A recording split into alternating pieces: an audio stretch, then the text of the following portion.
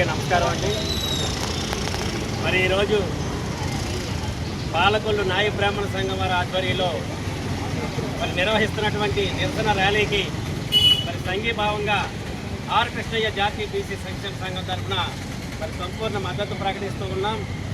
ఎందువల్లంటే కుల వృత్తులు చేతి వృత్తుల మీద ఆధారపడినటువంటి కుటుంబాలు మరి ఏవైతే ఉన్నాయో మరి కమ్మరి కుమ్మరి నాయ బ్రాహ్మణ మరి రజిక మరి అదేవిధంగా విశ్వబ్రాహ్మణ స్వర్ణకార కులాలైనటువంటి చేతి వృత్తులన్నీ కూడా ఈ రోజున మరి కనుమరుగైపోయినటువంటి పరిస్థితి.